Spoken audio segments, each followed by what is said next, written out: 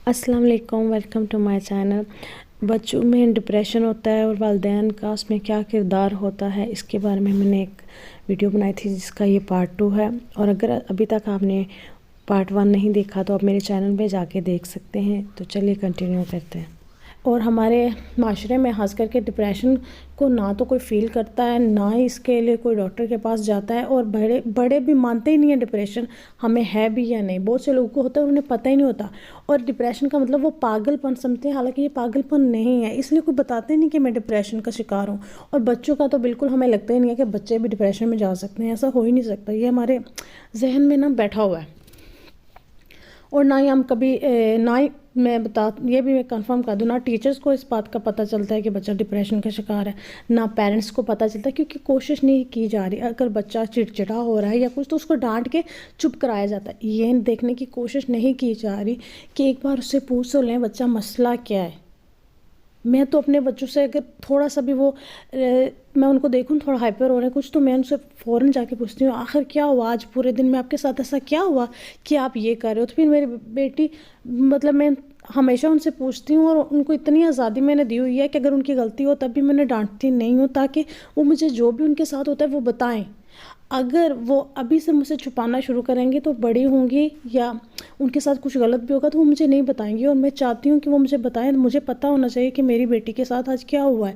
تو اگر کسی نے اسے کچھ برا کہا ہے، ٹیچر نے اس کو ڈانٹا ہے، کچھ بھی ہوا ہے، تو پھر وہ مجھے بتاتی ہیں۔ بلکہ چھوٹی جو ہے میری 6 سال کی بیٹی، اس کا تو جیسے ہی وہ اترتی ہے گاڑی سے، اس کے ساتھ جو ہوا ہوتا ہے نا وہ پورا بتانا شروع کرتی ہے۔ مما آج جو میری کلاس میں لڑکا ہے نا اس نے مجھے دھکا دیا، آج جو ہے نا میرے ساتھ یہ ہوا، آج اس لڑکی نے مجھے ایسے بولا تھا، میں نے اس کو یہ کیا تھا، میری ٹیچرز نے ایسے بولا، پھر اس کو ٹیچر نے ڈانٹا ہے۔ وہ مجھے پورے جو ہے نا سنانا شروع کر دیتی ہے، پورے دن کی روٹین۔ تو اگر میں آج بولوں گی چپ کر جاؤ، مجھے نہیں آپ کی بات سننی، بس کرو، آتے ہی شروع ہوگی ہو، تو وہ جو باتیں پورے دن میں اس کے ساتھ ہوئی ہوتی ہیں یا جو بات اس کو پریشان کر رہی ہے وہ مجھے نہیں بتائے گی۔ تو میں پھر وہ دروازہ بند کر دوں گی جو ماں بیٹی کے ریلیشن میں ہوتا ہے، جو بچوں کا ماں باپ کے ساتھ ہوتا ہے، اور اس کا معاملے میں زیادہ ماں ہی ہوتی ہے کیونکہ باپ تو پورا دن گھر سے باہر ہی ہوتا ہے۔ تو وہ آتے ہیں شام کو 1 گھنٹہ ہی بچوں کے ساتھ ہوتے ہیں یا 2 گھنٹے، تو پورا دن تو ماں ہی ہوتی ہے نا۔ تو ہم اگر اپنے بچوں کو ڈانٹ کے ان کی بات نہیں سنیں گے تو ہم ان کے اور اپنے درمیان جو ہے دیوار کھڑی کر رہے ہیں۔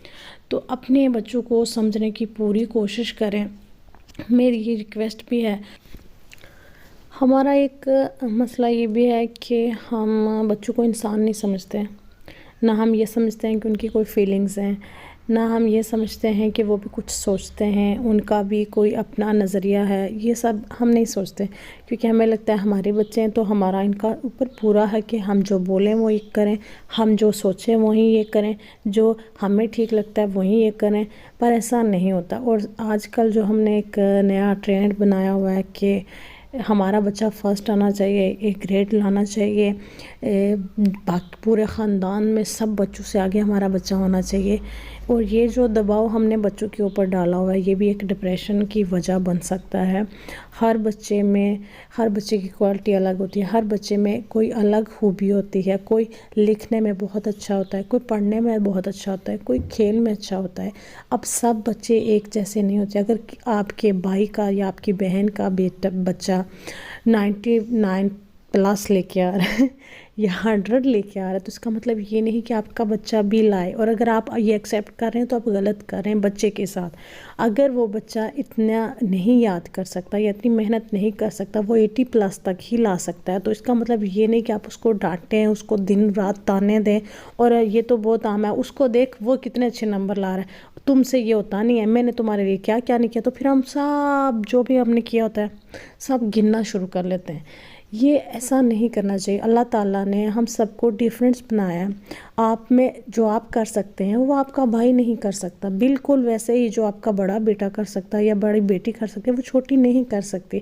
دونوں میں ڈیفرنس ہیں، بے شک وہ ایک ہی پیرنٹ کی اولاد ہے، لیکن ان میں بہت ساری چیزیں مختلف ہیں، ان کے سوچنے کا طریقہ الگ ہے، اس کے سمجھنے کا طریقہ الگ ہے۔ میری بڑی بیٹی ایک بار کوئی چیز یا 2 بار سن لے تو وہ اس کو یاد بھی ہو جاتی ہے اور وہ اس کو عمل بھی کرتی ہے. لیکن چھوٹی میں جو ہے یہ نہیں ہے چیز, اس کو بار بار یاد کرانا پڑتا ہے. یہ بھی ہوتا ہے 20 بار یاد کرانا پڑے پھر جا کے اس کو یاد ہو. تو اب میں کیا کروں, اس کو تانے دینا شروع کروں, بڑی کو دیکھ وہ کیا کر رہی ہے.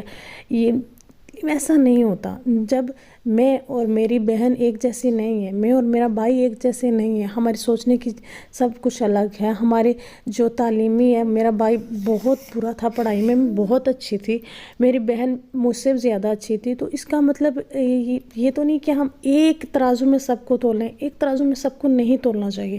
اور خاص کر کے بہن بھائیوں کو ایک دوسرے پہ ترجیح نہیں دینی چاہیے. جب آپ ایک بچے کو دوسرے بچے پہ ترجیح دیتے ہیں تو آپ اس کے اوپر ظلم کر رہے ہوتے ہیں, آپ اس کے ساتھ ناانصافی کر رہے ہوتے ہیں.